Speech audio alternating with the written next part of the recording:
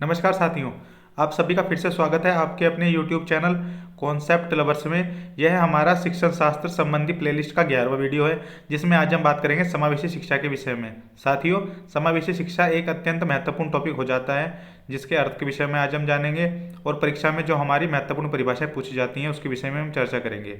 उसके अलावा हम समावेशी शिक्षा की विशेषताओं के विषय में जानेंगे, समावेशी शिक्षा के क्षेत्र कि वह कौन कौन से क्षेत्र हैं जिनके क्षेत्रों के बच्चों को हम समावेशी शिक्षा में सम्मिलित करते हैं। उसके अलावा हम समावेशी शिक्षा के सिद्धांतों के विषय में चर्चा करेंगे और अंत में हम जो एक अध्यापक के अंदर जरूरी दक्षताएं हैं समावेशी शिक्षा को क्रियान्वयन के लिए, उसके विषय में हम चर्चा करेंगे। साथियों, इससे अगले वीडियो में मैं परीक्षा की दृष्टि से अति महत्वपूर्ण समावेशी शिक्षा संबंधित कुछ प्रश्न आपके सामने लाऊंगा।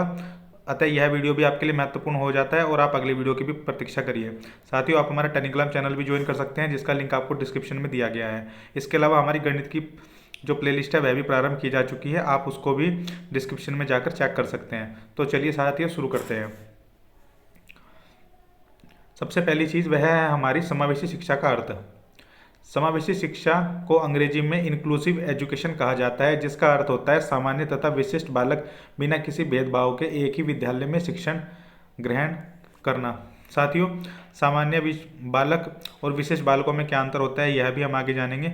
एक तरीके से समावेशी शिक्षा में जो हमारे हर तरीके के बालक होते हैं, जिनमें जो हमारे शैक्षिक रूप से पिछड़े बालक होते हैं या फिर किसी विकलांगता की वजह से जो बच्चे पढ़ाई में आगे नहीं बढ़ पाते हैं, उन सभी बच्चों को एक साथ एक ही कक्षा में लाकर एक साथ पढ़ाने को हम एक तरीके से समावेशी शिक्षा कहते हैं।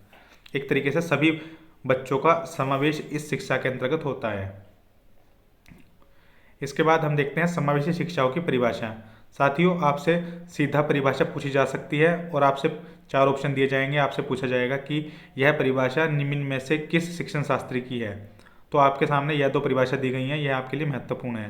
पहली परिभाषा है स्टीफन एवं ब्लैकहर्ट्स के अनुसार शिक्षा के मुख्य धारा का अर्थ बालकों की सामान्य कक्षाओं में शिक्षण व्यवस्था करना है या समान अवसर पर मनोवैज्ञानिक सोच पर आधारित है, जो कि व्यक्तिगत योजना के द्वारा उपयुक्त सामाजिक मानवीकरण तथा अधिगम को बढ़ावा देती है।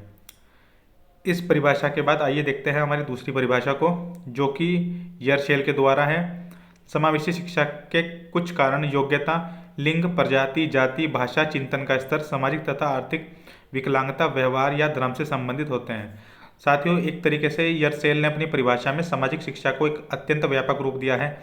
उन्होंने न केवल विकलांग बच्चों और शैक्षिक रूप से बच्चे के अलावा उसमें उन्होंने प्रजाति, जाति, सामाजिक तथा आर्थिक विकलांगता और व्यवहार और धर्म से संबंधित जो बच्चों में विभिन्नताएं होती हैं उनको भी सामाजिक शिक्षा में इंक्लूड किया है। अतः यह परिभाषा भी आपके लिए महत्वपूर्ण हो जाती है। इसके बाद हम देखते हैं समावेशी शिक्षा की विशेषताएं। समावेशी शिक्षा व्यवस्था में शारीरिक रूप से बाधिर बालक, विशिष्ट बालक तथा सामान्य बालक साथ साथ सामान्य कक्षा में शिक्षा ग्रहण करते हैं। मेरे द्वारा भी आपको बताया गया था इस विषय में कि हर तरीके का बालक जो है वह एक साथ आकर साथ में शिक्षा ग्रहण करता है। इसके बाद हम देखते हैं कि बहुत कम बाधित बच्चों को समावेशी शिक्षा संस्थाओं में प्रवेश कराया जा सकता है, किंतु गंभीर रूप से बाधित बालकों को विशेष शिक्षण संस्थानों में संप्रेषण गुण व अन्य आवश्यक प्रतिभा ग्रहण करने के पश्चात ही समावेशी विद्यालयों में इनका प्रवेश कराया जाता है। साथियों, इसका तात्पर्य यह है कि अगर कोई बच्चा थोड़ा विकलांग है और वह सामान्य बच्चों के साथ घुल मिल सकता है, तो उसका हम सीधे ही विद्यालय में एडमिशन ले लेते हैं और उसको साथ में एक तरीके से समावेश करके पढ़ाते हैं। परंतु यदि बच्चा गंभीर रूप से बाधित है, तब उसको सबसे पहले कुछ विशेष संस्थानों में भेजा जाता है, जहाँ पर उसके अंदर बातचीत के गुण व अन्य प्रतिभाएं उसके अंदर डेवलप की जाती हैं। उसके बाद उसको मुख्य धारा में जोड़ने का प्रयास किया जाता है। इसके बाद हम देखते हैं समावेशी शिक्षा व्यवस्था में शिक्षा का ऐसा प्रारूप तैयार किया गया है जिसमें बालकों को समान शिक्षा का अवसर प्राप्त हो और वह समाज में सामान्य लोगों की तरह ही अपना जीवन यापन कर सकें। एक तरीके से समावेशी शिक्षा में क्या किया गया है कि सभी बच्चों को जब एक साथ लाकर पढ़ाया जाता है तब उनको समान शिक्षा का अवसर प्राप्त होता है। ऐसा नहीं कि सामान्य बच्चों को अच्छी शिक्षा दी जा रही है एवं जो हमारे बाधिर बच्चे हैं उनको शिक्षा हमारी उतनी अच्छी नहीं दी जा रही। ऐसा समावेशी शिक्षा में नहीं होता। सभी बच्चों को एक स्तर की जो है शिक्षा दी जाती है ताकि वह अपना जो जीवन यापन है वह कर सकें। इसके बाद हम देखते हैं समावेशी शिक्षा के क्षेत्र कौन कौन से हैं, वह कौन कौन से क्षेत्र हैं जहाँ से समावेशी शिक्षा के जो बच्चे हैं वह आते हैं। समावेशी शिक्षा का कार्यक्षेत्र ऐसे सभी बच्चों के बीच अपनी पहुंच बनाना है एवं उन्हें अधिगम प्रदान कर जीवन यापन हेतु अग्रसर करना है। इसमें एक तो शारीरिक रूप से बाधिर बच्चे आते हैं, इसके अलावा मानसिक रूप से जो मंद बुद्धि बालक हैं वह समावेशी शिक्षा में आते हैं। इसके अलावा सामाजिक रूप से जो बाधित बालक हैं, विचलित बालक हैं, वह शिक्षा में आते हैं। इसका मतलब है कि जो बच्चे एक तरीके से गलत संगत की वजह से जो बुराई के रास्ते पर चल पड़ते हैं और अपनी पढ़ाई से वंचित हो जाते हैं, उन बच्चों के विषय में यहाँ पर बात की गई है। उसके अलावा शैक्षिक रूप से जो बाधित बालक हैं वह समावेशी शिक्षा में आते हैं। और इन सब के अलावा जो हमारे सामान्य बालक हैं वो तो हैं ही। अतः सामान्य बालक के साथ ये जो बालक हैं, इन बालकों को जब मिलाकर एक साथ शिक्षा दी जाती है तब उन्हें समावेशी शिक्षा कहते हैं। इसके बाद हम देखते हैं समावेशी शिक्षा के लाभ। साथियों, जैसा कि आप देख पा रहे हैं कि समावेशी शिक्षा में सभी बच्चों को एक साथ शिक्षा दी जा रही है, अतः इस पद्धति के कई लाभ हैं, जिसमें कि एक ये है कि समावेशी शिक्षा के कारण अक्षम बालक सामान्य बालकों के साथ ही एक ही कक्षा में बैठकर शिक्षा ग्रहण कर सकता है। एक फ़ायदा यह है कि जो व्यक्तिगत विभिन्नताएं हैं बच्चों की, उसको दूर करने में मदद मिलती है। जैसे कि हमारे समाज में जो छुआछूत है और जो लिंग भेद हैं, उन सबको दूर करने में समावेशी शिक्षा जो है वह सहायक है। समावेशी शिक्षा उन बालकों के लिए भी लाभप्रद है जो कि समस्यात्मक बालक होते हैं। समावेशी शिक्षा द्वारा उन कमजोरी को जानकर उनकी समस्याओं को दूर करने का प्रयास किया जाता है। साथियों, जो हमारे समस्यात्मक बालक होते हैं, जिनके साथ समस्या होती हैं, जिस कारण वह पढ़ाई में अपेक्षित अधिगम स्तर नहीं हासिल कर पाते हैं, उन बच्चों की भी समस्याओं को जानकर उनका निराकरण कर उनको समावेशी शिक्षा में जोड़ा जाता है, जिससे क्या होता है कि उनकी समस्या दूर होकर वह सामान्य बालकों की तरह ही शिक्षा ग्रहण कर पाते हैं।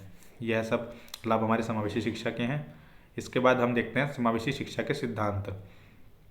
साथियों, पहला सिद्धांत है इसका वातावरण नियंत्रण पूर्ण होना।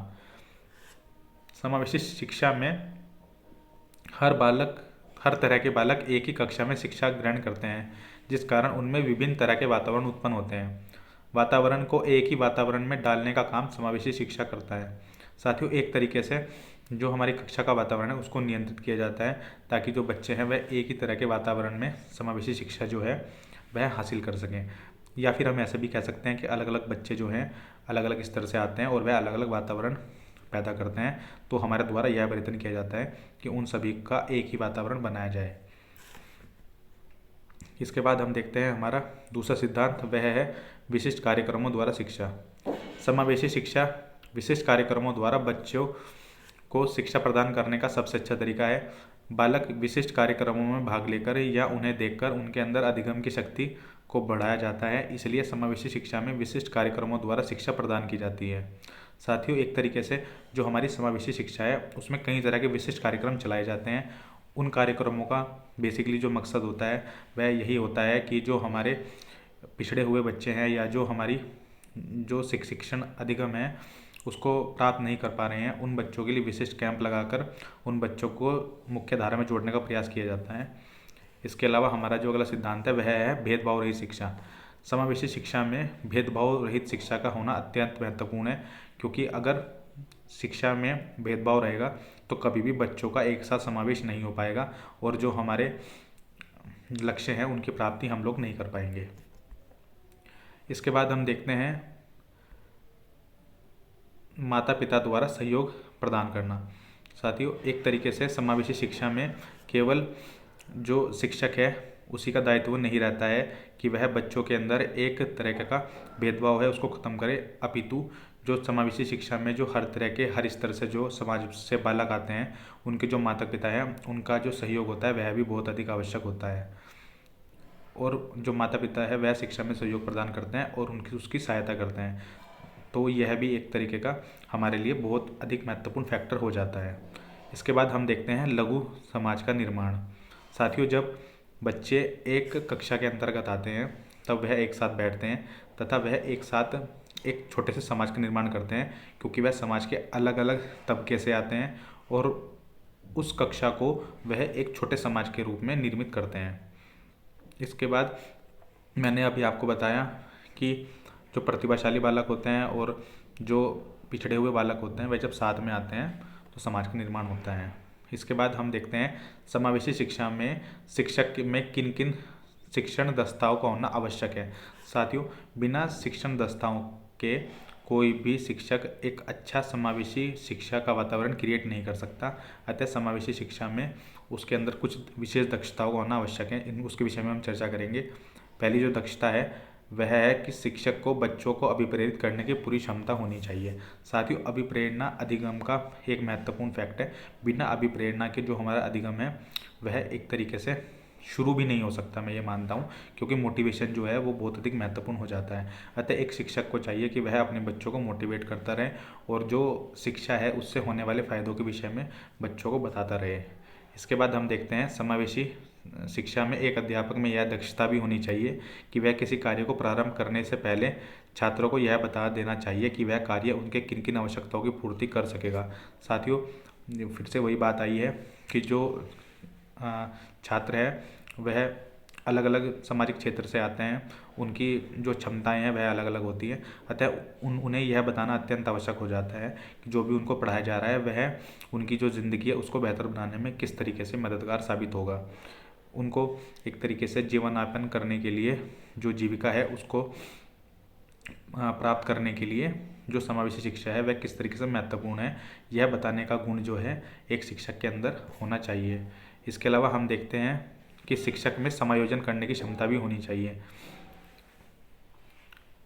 शिक्षक का व्यक्तित्व विद्यार्थियों के लिए आदर्श व्यक्तित्व होता है और अतः उसे उच्च चरित्र एवं नैतिक मूल्यों से परिपूर्ण होना चाहिए। साथियों, अगर एक शिक्षक का जो चरित्र है वही अच्छा नहीं होगा तो वह निश्चित रूप से कभी भी अपने जो विद्यार्थी हैं उनको अच्छे चरित्र से होने वाले लाभ नहीं बता पाएगा और उनको एक सही रास्ता नहीं दिखा पाएगा।